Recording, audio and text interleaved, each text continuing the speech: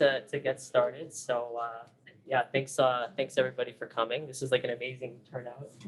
This is our second event, so I see a lot of people who were here as well in August, and it's good to see some people returning. I'm Jonathan.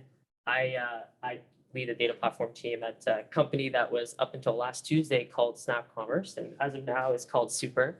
And Yeah, and I'm Lindsay Murphy. I lead the data team at Maple. Yeah, actually, before we get started, just super big thanks to all the Snowflake people for letting us use the space, letting people in, providing food. Really, we will always provide food. So yeah, I think today we have a couple of talks lined up, a lot of variety as well. So to start off, actually, anyone? Yeah, sure. We're going to give a Coalesce conference recap. So last week, Jonathan and I were at Coalesce in New Orleans, and it was really awesome. So we want to tell you a little bit about it and let you know some talks that you might want to check out if you didn't have a chance to review them yet. Yeah. Next, we have the amazing Michelle Ark and Daniel Cole from Michelle, formerly of Shopify, now at DBT Labs, and Daniel Cole at Shopify. They're going to talk about what they built at Shopify, in terms of launching DBT, and really excited for this. I've been waiting to hear this talk for a long time. And finally, we have a great talk on improving data literacy in your organization from Andrew and Etai. They're the founders of Sakota. If you don't know Sakota, they're a former YC company in the data space that has catalog. They do a lot of stuff. They'll probably do a much better job of explaining what they do, but yeah, really, really cool tool. We're happy to have them. Yeah, maybe just for most of people here have signed up through the Meetup, so that's how we're going to try this out. This is the first time on Meetup, and just we'll see how it goes, and if it works, then we'll use it going forward for future iterations. Just for my own selfish reasons at my company, we are hiring data engineering leaders and data engineers, and we use modern data stack. We work on really cool problems. So if you are interested, just reach out to me. I'd love to chat more. And yeah. Yes. And if you're interested in speaking, we are definitely interested in hearing topics. So if you want to speak at a future event, just let Jonathan or I know. Cool. So we're going to spend 5-10 minutes just like recapping the conference, and we did not practice this at all. No, and Lindsay added a lot of animations to the slides, so yeah. we may have some hiccups, but yeah, why don't you kick us off? Yeah, so Coalesce was pretty awesome. It's one of the first conferences I've been to where I felt like everything was just super relevant from the moment we got there. It was really well done. I don't know how many people in the room have been to a tech conference, but it was definitely like a tech conference. Lots of free stuff, lots of vendors, lots of free drinks and food in the evenings, which was really fun. So yeah, we can't kind of say enough good things about coming out of this conference. Would definitely recommend. If you didn't go this year, it's in San Diego next year. We spent some time in New Orleans this year and it was really fun, but definitely think about going. Jonathan and I were both speakers there. We'll talk a little bit about that, but if you're interested in submitting a talk, that definitely can help with, getting you engaged in the community. Yeah, so I think those were the big things. So just to show you what a terrible screenshot this is. Just to show you kind of what we were there for, I gave a talk on cutting Snowflake costs and optimization. Since we're in the Snowflake office, let's call it performance tuning. Yeah.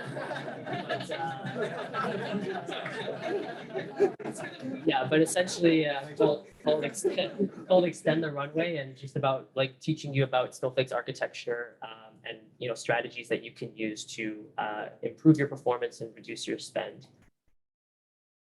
Yeah, and I gave a talk called The Smart Way to Launch Analytics at a Startup. So I have previously been the data team of one, so the person who started the data team at a small startup, and it can be a really challenging place to be. So the talk was really meant to help people in this position and sort of give you the playbook of like, if you're in this position, what do you do? Where do you start? So yeah, if you're interested in checking out the talk, everything, both Jonathan and my talk is on YouTube, along with all of the other talks that were at Coalesce. So we wanted to make sure that this was that we had some substance here, and we were teaching you, or at least trying to capture what we saw were sort of major trends in the conference. And I think, just being part of the sort of data community and modern data stack, there were a lot of people there. I would say it's probably like the biggest conference all year for that. Maybe Data Council it would be a rival there, but the main themes that we sort of identified were number one, like ROI of data teams. Like, how do you ensure that your data team is creating value, contributing to strategy versus sort of being more of a service desk or just a cost center. And so there was a lot of different talks at different angles on how you can really make your team excel and like kind of critical to the business operations. The second was DBT truly is taking over or trying to. So how many people here use DBT? Okay, wow, that's a lot. That's awesome. So yeah, they basically had two big feature announcements or big announcements, and we'll go into that a little bit. But they really are trying to swallow other parts of your sort of DAG or platform, however you want to call it. So that was a big theme. And then last one was, I guess we call it vendor saturation, but there, in the modern data stack, there truly is a vendor for everything. It's insane. There's 5 vendors for everything. Yeah. So walking the vendor hall was like, it was a out of body experience. We'll talk a little bit about this, and then we'll pass it on to the main speakers. Yeah, so this one, I think the biggest talk that we noticed in terms of the ROI of data teams was from Ben Stansel from Mode. So he's pretty active in the data community. A few of you may have heard of him before. So his talk was called Money, Python, and the Holy Grail.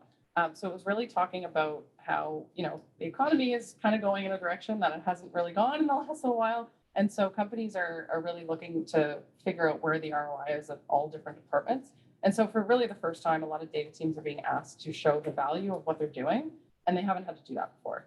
And so he really kind of gave a good talk of sort of how you can kind of elevate yourself from, the service model of sort of taking requests and then just churning them out, and sort of put yourself in more of a strategic position to help the company kind of understand what is the future of the business and how can we kind of help inform that with data. So definitely check that one out. There was a few other ones that kind of felt with this theme, but I think that was really the sort of theory behind sort of the ROI of data teams.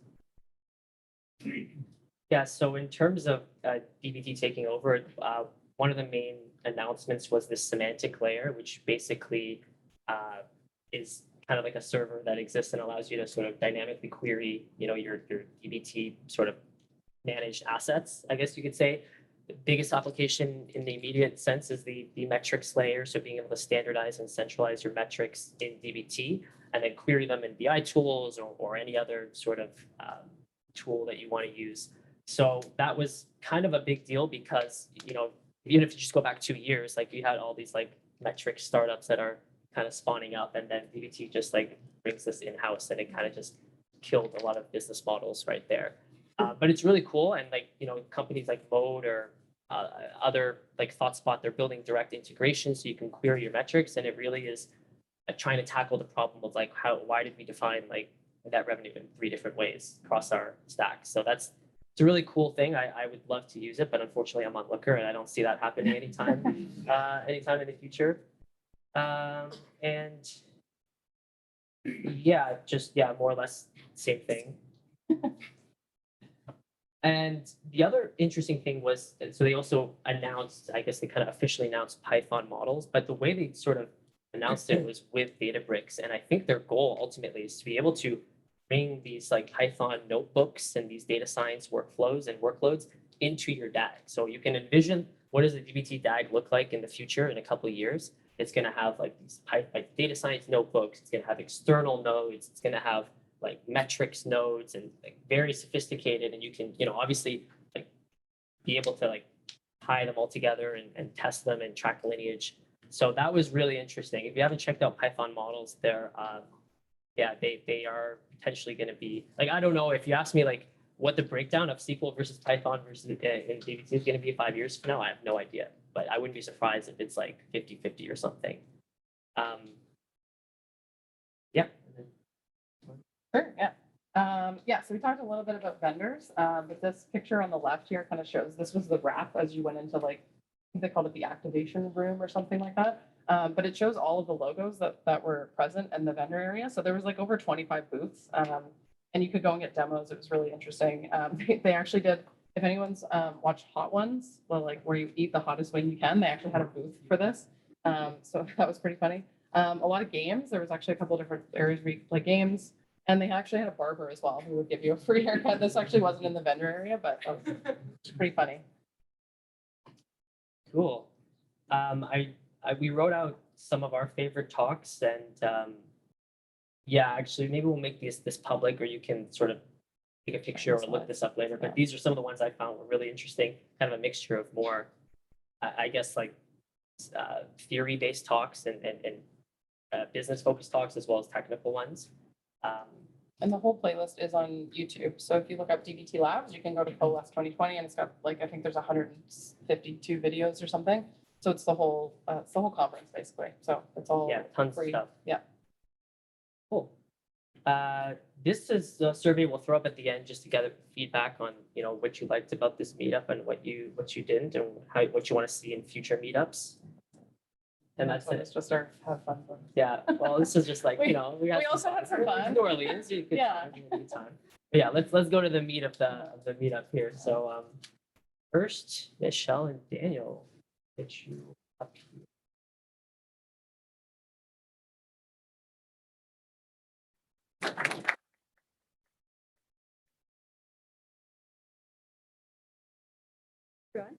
This is my first talk in so long, like in person, not over like just talking to my phone. So I've been, yeah, we'll see how this goes. But my name's Michelle. For the last like 4 years or so, I was at Shopify on the data platform team. And the last 2 years of that was spent rolling out DBT at Shopify. My name's Daniel. Been at Shopify for about 4 years as well, still there. Last 2 years or so, working on the DBT team, slaving away under Michelle. So, Recently, I just joined DBT Labs like a couple of weeks ago. So we thought it'd be fun to join forces once again and talk and reflect on the last 2 years and sort of how they went. 2 years later, our lessons learned. Maybe you can do things better with those lessons in mind. So yeah, Coalesce was awesome. I didn't get to go. I really thought I would go, but I just watched and had a lot of FOMO. Who else got to go? I'm curious. Yeah. Okay. Well, I managed to smuggle some swag and mule it over to Canada from Philly like yesterday. So help yourself to some swag, and I have some more hats. If you come talk to me, I'll give you a hat. Yeah, there was this one keynote that Tristan, the CEO of DBT Labs, my new boss's boss. Yeah, this first keynote, he tried to sum up sort of what was the core technical innovation of the modern data stack, and attempted to do so with this 2x2 plot, where we have velocity on one axis, and this is velocity of like data model development, and governance on another. And what he claimed was, for a long time, we lived in this world where all of the data transformation tools were in one of two camps. On the top left, we had tools that were really, really highly governed and centralized, and had a lot of opinions on how data should be accessed and transformed and used, but really, really slow to work with. Think of like a centralized data engineering team that has this backlog of issues, and it's just not getting stuff out the door fast. And on the other spectrum, you had tools that were really, really scrappy, these low governance, high velocity settings, like you are just working in a notebook, even like a local machine, kind of not doing things right, but going really fast. And so the statement was that for the first time ever with the data modern stack, you could get both, and you can work with high velocity without compromising on data governance. And so it was this sort of sweet spot, this is Tristan, the sweet spot of the modern data stack, and sort of why it unlocked so much value. And about 2 years ago at Shopify, we wrote this blog post on why we were adopting DBT and how we were going to use it. And they were really exactly our goals. We wanted to make it easy to create simple reporting data sets that powered simple reporting use cases, just make that really fast, but while also still being production ready, whatever that means. And so what Tristan said is if you want to look to the future, you should think to how do we continue to improve both velocity and governance at the same time and get to this kind of promised green blob up and to the right where we're moving fast and not compromising and actually improving governance. So on top of DBT, in that spirit, we added all these centralized governance layers. We had like a base, backroom, application ready, presentation. For those at Shopify, you know that's not what we call these, but this is in the blog, so it's consistent. Yeah, we added some scheduling and alerting. We added our unit testing framework. We added schema.yaml validation, so it's not just documentation, it's actually like a valid schema that represents the columns that are fully in the model. Integration with our data catalog, this very like precise freshness alerting measure and monitoring on top of that. And another neat thing we added recently was this bounded batch materialization, which is kind of like a opinionated version of incremental modeling, tried to make it harder to shoot yourself in the foot. So we added all these juicy features, and how did it all go? We can kind of pat ourselves on the back and look at all of these adoption numbers. So I think now there's over 1,000 models easily. Do these include staging models, like base models? No. Yeah, so this doesn't include staging models. These are models on top of raw source data. So 1.5K, 342 unique users, so like data scientists at Shopify, thousands of unit tests and schema tests, and velocity is still relatively high, like 55 merge PRs a week in this repo that we have all of our data models in our DBT project. Yeah, but also it's not all, it wasn't all good. And that's where Daniel. Yeah, so I'm just gonna talk about a few frustrations that we experienced, some of them earlier on and some of them building more recently. But just to start, we started getting a lot of, thinking about this velocity direction, moving towards shipping models fast. We started getting a lot of messages like this. Can I use Seamster data in X? There might be some people in this room that send me this message. When can I use Seamster data in our ML tool? And, why can't I use Seamster data in our transform tool, right? And so we sort of put ourselves into the silo here, and it started to bite us a bit, which we'll talk about some more later. Thinking about velocity as well, another frustration we had is these are deploy times over time. So because we added all these checks, we added all these tests, and our models were growing, but we were still centralized our deploy times, there's a continual problem to control, right? So like we had to put in like significant effort over time and continue to have to do this just to keep them manageable. But it's a scaling problem. Yeah. And CI time was not any better. Yeah, exactly. CI time, same problem. This is another area where we ran into a velocity issue, which is, you're using Airflow to schedule all of our models, and we were able to break out every model per node pretty easily using DBT's artifacts, really great. Like we have reporting and alerting per model, which is nice. And our models were growing, so you think, oh, both these things are great. But we know what actually happened is something like this. So, you go to Airflow, we try to manage our DAG, and this is something we experience quite often. And not only was this a blocker for us, but it's a blocker for the data scientists because we had a centralized DAG, we play in that top right, 1,400 models are running, right? Not great. And on the governance direction, moving up, we started to hit some roadblocks as well. Hope someone gets this reference. We had initially decided on the rules of governance with like a select group of data scientists. And as we started to bring on more and more users, we had more and more unhappy people, right? Different teams, it's a big organization, they want different kinds of governance. So some people were saying like, I want more governance. Can we run this every time I make a commit? And some people were saying like, for example, we couldn't share models between teams in this backroom layer. We were saying, why can't I just read this person's data set? We imposed this restriction. It didn't make sense for them. They were just prototyping. And so they were frustrated. So we had both ends of the spectrum, more governance, less governance, and globally, like no way to satisfy that easily. So I'm going to hand it back to Michelle to sort of reflect on what these problems. Yeah, so Daniel really talked to like the frustrations we felt, which if we reflect back on them are really just symptoms of some of the early choices we made and how we rolled out DBT. Where if we're taking a step back, the ultimate goal is the green blob. We want to continue moving forward with velocity and governance, not compromise on both. But if we honestly reflect back, what we landed on was something more like this, where we maybe increased governance. We added some unit testing. We added this like prescriptive governance rule, layer, sorry. We had very prescribed ways on how you can do incremental or not, how you can access other teams' data, but took some hits to velocity. So there are a couple culprits we identified. And the first one was, if you remember all of this like fun stuff we added to our project for our DBT project at Shopify, what actually was the case was all of this was required. No matter what you were doing, you had to have unit testing. You had to have integration with the data catalog. You had to prescribe to our definition of data freshness.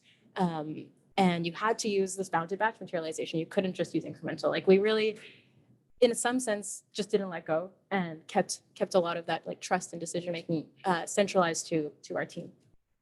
And so what data scientists maybe became familiar with is that merging is blocked because of all of this. The iterations cycles that were so good just on like a vanilla DBT instance, we managed to slow down. So at the cost of, I would say, governance. And then the second culprit was, this is what we created. We really created like a really fast silo. So I didn't mention this before, but we chose to go with Google's BigQuery as our engine 2 years ago for reasons. And if you were in the silo, like you could go really, really fast. You had this nice tight integration between your BI tools and your prototyping, and everything is in BigQuery native storage. And like, we're just going really, really fast. But this wasn't really the full picture of Shopify's data platform ecosystem by any means. We had a big legacy system that often teams needed to integrate with to get things done.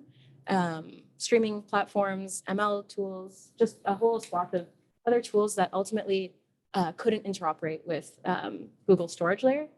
So even though we were really, really making that silo fast, the big picture, if you ever tried to go outside it, holistically was slowed down. All right, so like if we could start over and hire a million engineers. Yeah, yeah, this is therapy. Some things we want to think about. For governance, you know, really think about the ideal state would be we get out of the data scientist's way. You know, we don't want to be the blocker on defining rules, deciding where these rules are applied, or deciding when they're applied. Are they applied in CI or they're applied in production? And you know, maybe data scientists get to a place where they're like, we are going to be full governance, very restrictive, or we're going to be less restrictive.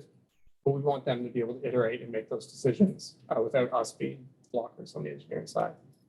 So, free the governor.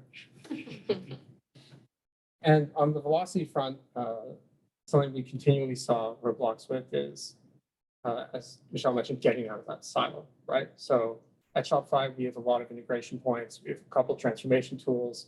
For us, this ideal state looks more like a lake house, right? And so we're currently exploring using Iceberg and Spark SQL to unify our storage across the platform. But this is not like a one size fits all, right? Like if you have a smaller set of users, you have a smaller number of tools, the trade-off might be better, right? Staying centralized in your silo. If you only have one silo, it's not a silo, right? And so, you know, the key takeaways we have here are on the governance front, enabling decentralized governance, or at least getting engineers out of the way in terms of blocking data scientists on iterating on that. In terms of velocity, ensuring that your storage is interoperable with use cases that you have. So if you're picking an engine and you're deciding, you know, this one storage would work for all of our other tools, pick that one. And lastly, sort of in the middle on this diagonal here is, you know, you mentioned our deploy times before, they kept growing. Same with our CI times, problems with our airflow day, problems with scaling. Because we didn't address scaling early, we ran into all those problems, right? So if we do this again, we would think about having different projects per team, or finding ways within a single project to better split up that scaling issue, whether it's scheduling or deploy times. So, that's sort of an overview of our last 2 years. Happy to answer any questions. Great. Thank you. Thank you.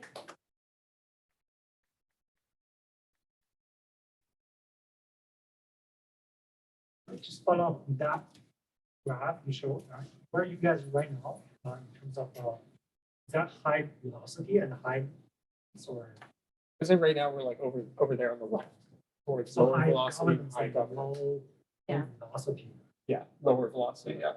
So can I say because of those bullet points you guys introduced, made it slower? That's Yeah. what we're saying. Away right now? Because of the way we introduced them, right? Because we made everything required, or most of the things required, and didn't give enough customization. It's, we centralized the governance around the engineering team. So, even my experience, can I say because of the dominant layers, I think to me that first one bullet points is that's primary driver. Yeah, I would say like if we refine our governance layers and added more, that would have helped that problem, and it could be a solution. What do you see in terms of solution making that compromise or balanced approach to the high velocity, high governance? You see, what's the solution? Honestly, I didn't see you based on this presentation. Yeah, like I don't think it's like I could say I have one solution, right? I think it's like different teams need different things at different Is times. that right? a DPT by team use case? Can I put that way? That's one option, yes. Sorry, I don't want to modify. Yeah, I Just think quick, one. just one last question. Sure. What is the bounded batch? Yeah, this is like you can make custom materializations in DBT. We introduced one and also blocked access to just free-form incremental.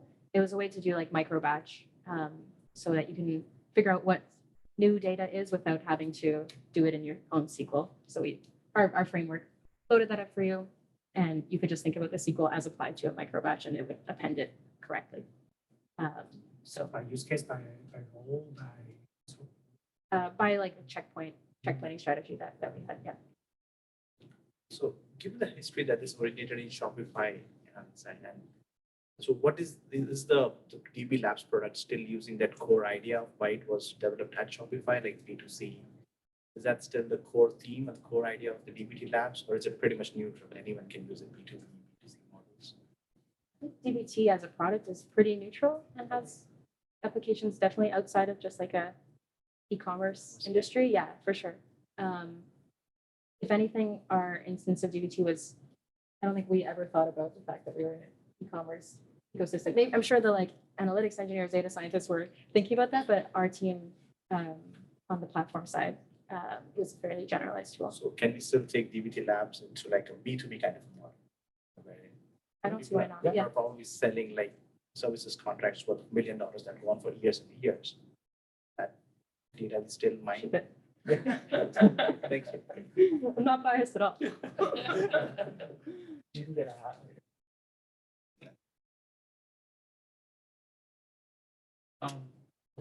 Guys think about data mesh for your data governance? Yeah, something we're currently thinking about, but back then, I can speak to you a little bit about like, I've been at DBT for like 5 whole minutes, but something that's been really nice to see is a lot of the road mapping, and all this is in public too, so it's fine to share, is really thinking about that strategy as well. And the idea of breaking out into like a multi-project instance of a DBT project is sort of trying to get to this data mesh where you can define like a public model that other packages and other data teams can consume from, and like recommended sets of governance practices on those interfaces between other teams, having some form of contract between teams to do that. Well, the idea there is that the data owners know the data rather than the engineers, right? So that's why it works in some cases. I have a question with regards to data quality. Do you have any scoring mechanism on how you manage data quality in your models? things are gonna score. Like we have DBT schema tests, but we don't have a Like metric skill set. cell, value held or something like that, right? You can do null checks with schema tests, but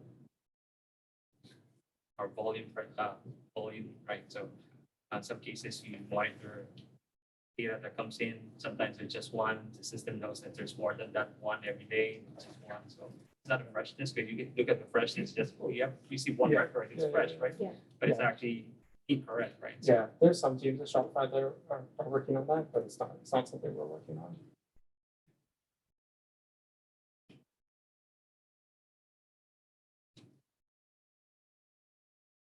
In terms of, you mentioned going forward, you're thinking of going fully decentralized, like each team gets to define their own rules.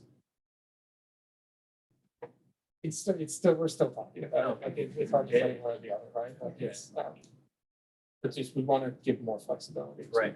You know, Because I feel like once you say unit testing is optional, it's always going to be optional in most companies. yeah, so, yeah. But I think that, like, it should be visible, right? Right, If- yeah. If you have a discovery tool, it should say, this thing has unit tests or it doesn't, I right? see. Or say someone could define a rule that, like, things without unit tests in this layer can't be shared. Or like our team doesn't want to consume other models that don't have unit tests. Yeah. Yeah. Yeah. Yeah. I'm not part of the future direction of this, but I'll say one kind of common theme for our team as the platform team was like separating at least what is like that minimum viable sort of more infrastructure level governance that we were playing with.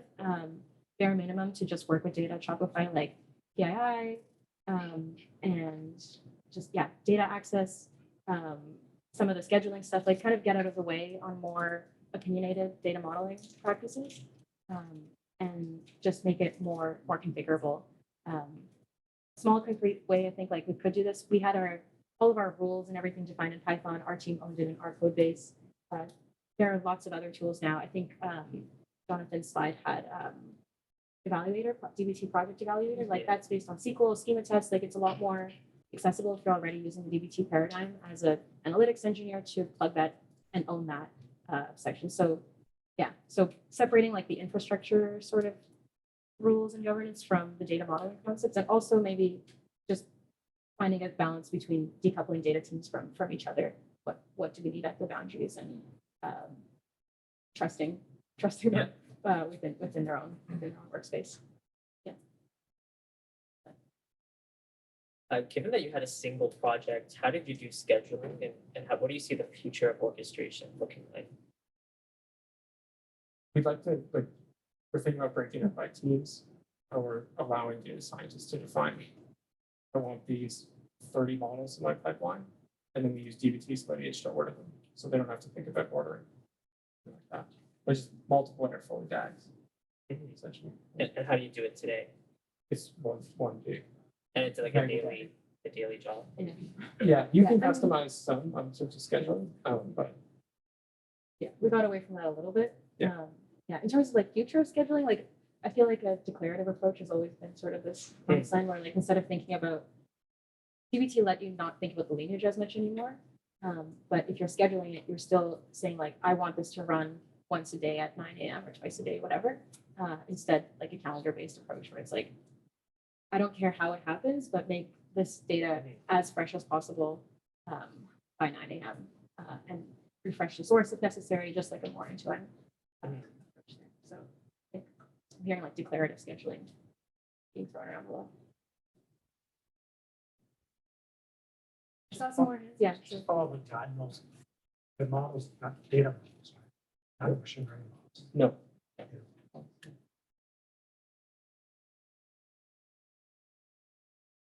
I feel like this is a really big conversation and we've tried our best to reduce it to like 15 minutes, high level picture. There's so much nuance in all of this and like, we're not pretending we have it all figured out. So yeah, come chat. And I saw some more hands back there, so feel free to chat through.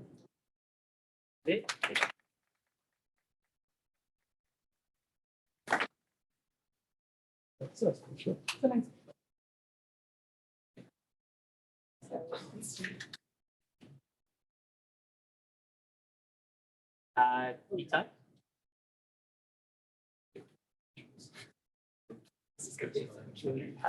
How do you focus using stuff? I think it's you.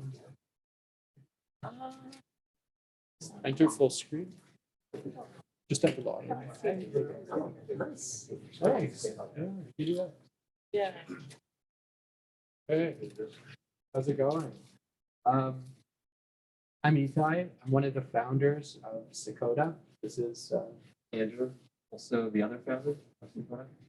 I guess for those of you that don't know, we're not going to pitch Sakota, but for those of you that don't know, Sakota is a data knowledge management tool.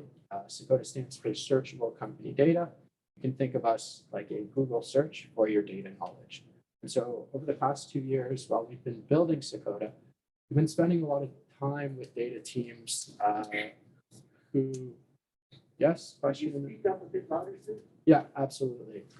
So we've been spending a lot of time with data teams who are trying to improve their data literacy, get their data adoption up, and get people outside of the data team involved in this asset. I think one of the things that sort of has kind of become really interesting to us is that both Andrew and I actually didn't come from the data space originally. We came from sort of the operations and engineering and product space. One of the things that was really interesting to us when we first kind of got introduced to everything DBT and Snowflake does and data teams is how it felt like there was so much opportunity to close the loop with how people engage with data.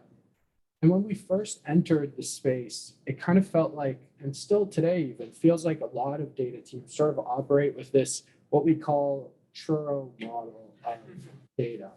And what I mean by this is that a lot of teams that we work with and we see all the time have this sort of two-sided approach to sharing data knowledge. I think you mentioned, maybe it was Lindsay that mentioned, we have these graphs and models and knowledge that we're sharing. Maybe, I don't know, maybe we could do a show of hands, but I'm sure most of you have some sort of data request channel that you're posting stuff in. And that was the same with about 99% of the people that we started working with.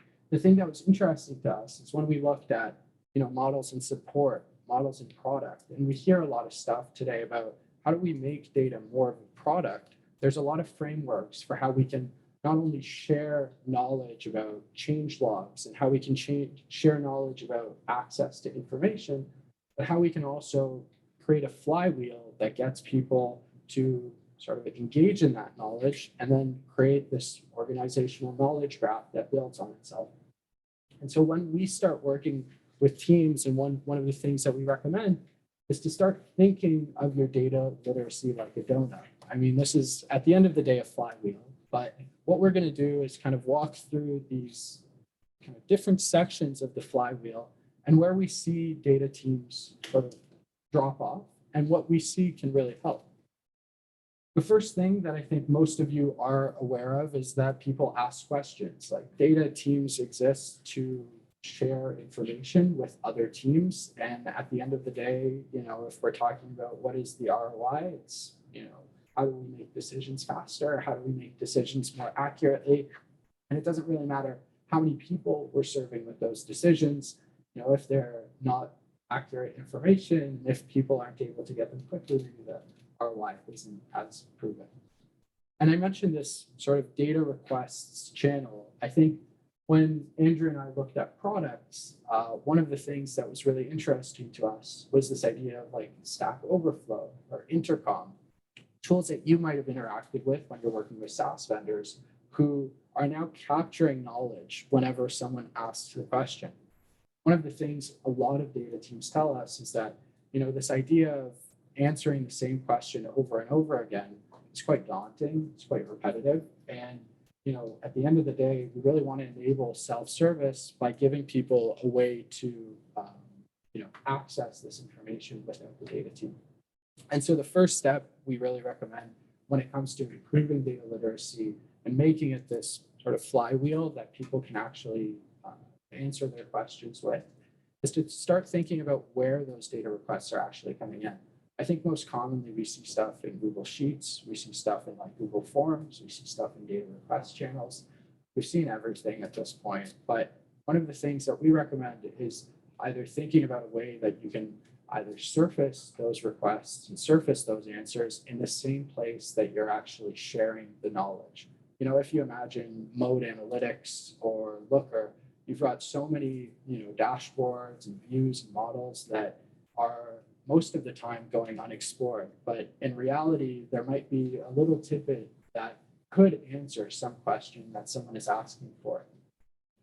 And I'm sure most of you have been on Stack Overflow in the past, there's this model of like, hey, let's look at some similar questions and maybe this has been answered by someone else on the forum. And what we recommend is thinking about ways that you can also introduce this to your team. Now, we're actually not going to spend a lot of time in that section. I think the general kind of thought we had was most of you know how to do that. And most of you also know how to create the actual dashboards and models. The thing we wanted to spend time on is one of the things we call sort of creating a data knowledge release. And this data knowledge release is essentially treating data exactly like how we treat product at Sakota. Every 2 weeks, we have a release where we update the change log. We actually send announcements to people that are relevant, and we let them know about either changes in the model, or changes in the product, or changes in the data that might be relevant to them. One of the things that we really think has helped kind of increase data literacy at companies that we've worked with is thinking about creating this data proposal or change log that allows people to see what new dashboards, what new models you've actually created. And when you're writing those kind of proposals or specs about what's going on, we think about this kind of model of writing things out with the simplest terms as possible. Yeah, I can talk even louder. Can you hear me in the back? Yeah? Okay. So, you know, when thinking about, okay, you know, we're releasing this information to people outside of our data team and we want them to understand it, one of the things we've recommended is thinking about ways that you can release this with almost the lowest data literacy employee in mind. Adding GIFs, adding videos, adding things that actually engage people, and making sure that even someone, you know, like your grandma can understand what's going on in your dashboard can help a ton. I mean, all of the kind of work that we do in DBT and Looker and in Snowflake doesn't really matter at the end of the day if, you know, no one is engaging with data. And what we found is that, you know, employees really engage with things that are easily accessible and easy to understand. And so the other thing that we try to encourage is whenever you're writing a product release or a data release, think about defining some of these new things that might be, you know, unfamiliar to people outside of your data team. This might be as simple as just defining the dashboard or the Explorer that you're creating, but it might be more complicated, like defining the actual query, defining who you should be talking to about this particular thing, but writing it out with this idea of, you know, maybe Andrew doesn't know exactly where I am and he wants to access this information later, and sharing that when I'm sharing the kind of report or dashboard can really help increase that adoption. I think the other thing that we've noticed that really helps, I think generally across the board, there's this idea of, hey, let's host these workshops and let's get people engaged with data by getting them to ask questions one-on-one. But as much as, you know, I think that's helpful, there is a reliance on the data team during those calls. And so as much as you can sort of push, you know, people to understand terms and use that repository of knowledge, whether it's like a Notion or a Confluence or something else, to actually answer their own question, I think the more competent they'll be and the more sort of an extension to your data team. The last section is, I think, the part where we see data teams actually, you know, fall short on a lot of times, and this is probably where we're going to spend the most time. If you think back to kind of this churro model of, hey, we have published content, we have questions, and we want to answer those questions, like I said before, most of you have done that and have probably done that pretty successfully. But when we think about distributing that content, I think a lot of us sort of stop at Slack, or maybe a lot of us stop at the email or an automated report that goes out to a stakeholder, and that's kind of the end of it. When we think about distributing content, the first thing that we think of and we share with the data teams that we work with is this idea of the data knowledge release. And so when you're sharing this release, making sure everything's outlined on a bi-weekly or weekly basis, making sure that people know exactly what is going on with your data team, and treating your data team like an internal product team to actually share this knowledge. The second thing is making all of this data knowledge easily accessible and useful for anyone at the company. When we talk about a lot of data cataloging tools, I think a lot of us find them really useful. We can search for particular tables or dashboards. Maybe we can understand the lineage. Maybe we can look at a query and quickly parse out what it means or who built it. But for most people that are working with data or trying to use data, trying to get their feet wet, this might be even too intimidating. And so by creating sort of a place that is much, much more accessible than even a standard release, you can open up the doors to a lot of new questions and a lot of new people that are accessing data. When we think about navigating the data knowledge, I think one thing we hear a lot is that the actual barrier to going into Looker, or to going into Snowflake, or to going into Mode is part of the problem, right? I could go into Looker and maybe don't know what to search or don't know exactly where to find the right thing.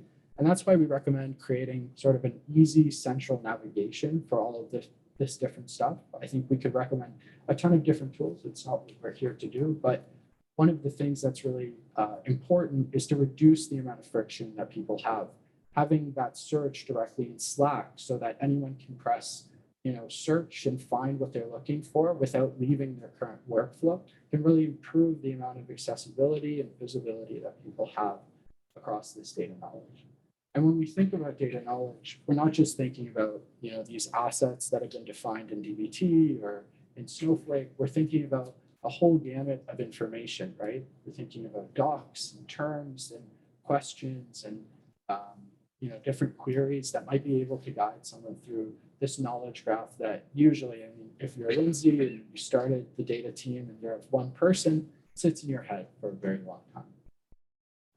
And then the thing that I think we also forget is around distributing this content. So part of that distribution, I think, happens through Slack.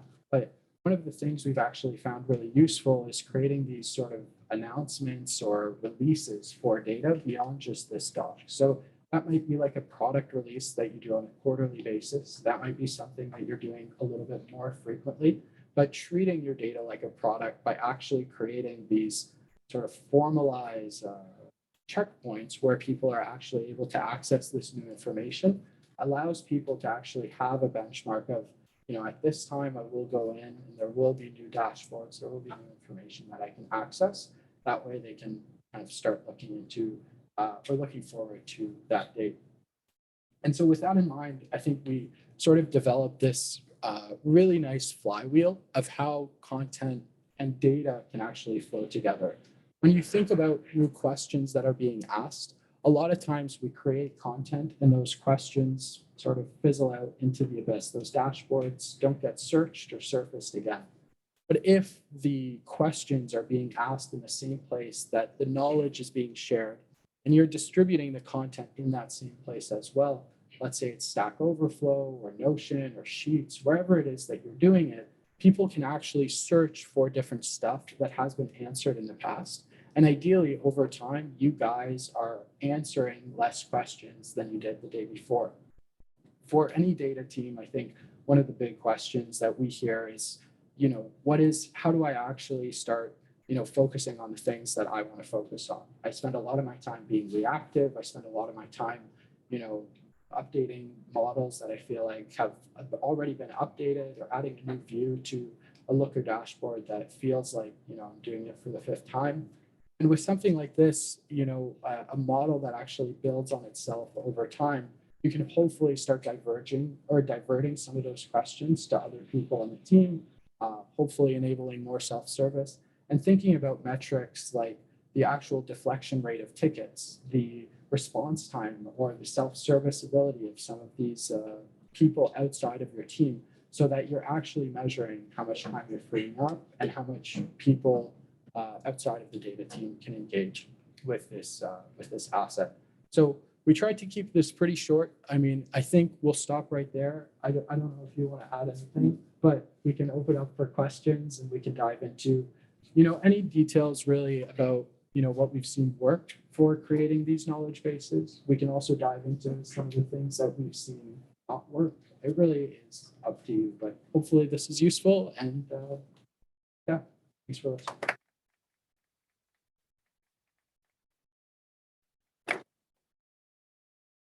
Can you give an example of what a data knowledge release is? Is that maybe like a Notion page, or like what does that look like? Yeah, I think it really, it doesn't matter what the format is, right? It could be an email, it could be a Notion, it could be a Slack channel announcement.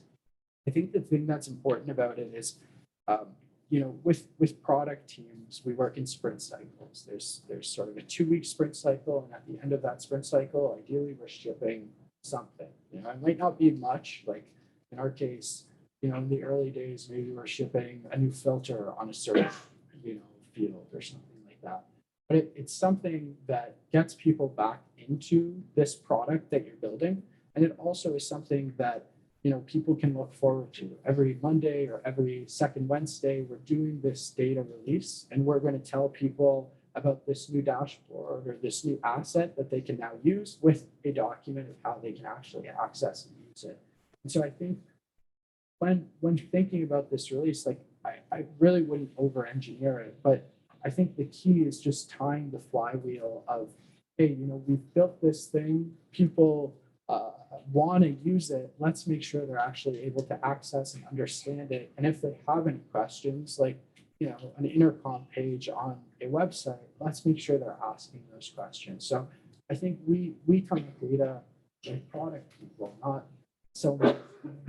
We've become data people, but I think the product management idea of how do we manage our product better is what kind of keeps us interested in how do we optimize this adoption and how do we get people actually using this product that they're all building and spending a lot of your time with. Do you guys have an approach for like stale knowledge? Like reports that are broken a year ago kind of thing? Yeah, I think Can you that's, repeat the question? yeah. So the question was, do we have an approach for stale knowledge? How do you keep knowledge updated, and how do you make sure that things that maybe aren't relevant are discarded? I think there's 2 things that work really well for this. The first is data as an asset is a little bit different than knowledge, like general knowledge as an asset, right? It moves very quickly, it changes all the time. And that's when a tool that actually is able to access that metadata and tell you if any dependencies are changing can be really valuable. But even without a tool, one of the things that we found useful is this idea of community sort of management of this knowledge. I think one of the pieces that sort of help distribution work really well, especially if we're thinking about kind of this move towards a more decentralized data team, is actually having people on different teams that are sort of asset owners or owners of different pieces of content, whether it's on the sales or marketing team, that can actually verify whether things are broken or not broken, and whether, if they are kind of less relevant, discarding them or even downvoting them so that less people are able to access it. But when you marry both of those things together, when you've got a tool that's actually able to identify when things are stale or less used, when a query hasn't been run as often, maybe that connects to a report. And when you've got some sort of owner that's actually validating some of this stuff, you sort of get this knowledge base that should be ideally, holding itself accountable. So, yeah. How do you guys see like sharing warehouse based like data information with like more operational things like say Datadog dashboards or like Splunk dashboards where product teams are also doing similar things and they're maintaining these things, and like why does data need to be like a separate citizen in sharing information? Yeah, I think you're totally right. So the question for those in the back is, how do you think about data knowledge beyond just the data team, stuff that's in Datadog or in Splunk, or one of the things we hear most often is actually Salesforce. How do we get Salesforce data to be managed the same way? I think it goes back to this point of, at the end of the day, data knowledge is quite broad. It goes beyond what we're doing in Snowflake, and it goes beyond like the metadata. When we were kind of early on in whatever we were doing, this idea of a data catalog always perplexed us because it kind of, was built for the technical team and by technical teams, but didn't really take in some of this data knowledge like retool dashboards or, stuff outside of the data silo. So I think when building this knowledge base, as much as you can, bringing those different functions into that process, making them owners or editors or having that as part of your data knowledge can actually increase this adoption for this knowledge base and can only sort of elevate the amount of times that it actually returns the right answer. The other thing that we've sort of noticed is that I think when we think about the usage outside of the data team, I think we have, or at least data teams that we've talked to have this tendency to think, well, if I define every column, if I define every table, and if I make this FAQ, people are going to use this Snowflake table. And well, it's true. Maybe, if I get the YAML documentation from DBT, it's finally going to work. And I don't think that's the case because the use case of the type of data that these people are after is much different. And if instead of sort of, let's say, form fitting that type of information to that user, we instead sort of brought that information into this knowledge repository. And I think like knowledge is sort of the key here, right? It's more expansive. And I think you are likely going to see sort of the product team and the maybe even sales team start engage with data and maybe explore and find a looker dashboard that they find interesting. So I think that's a really good point. Any other questions? No? Sweet. Awesome, guys. Yeah.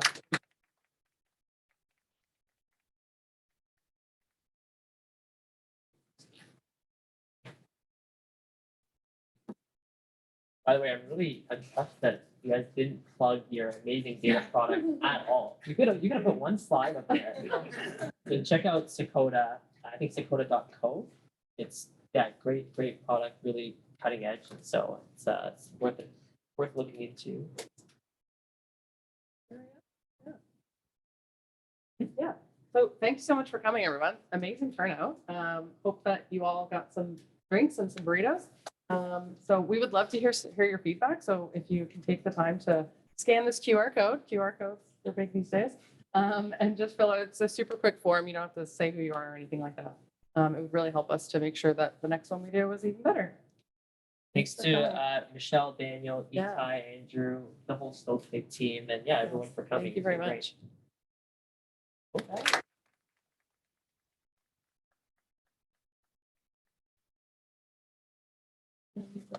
great.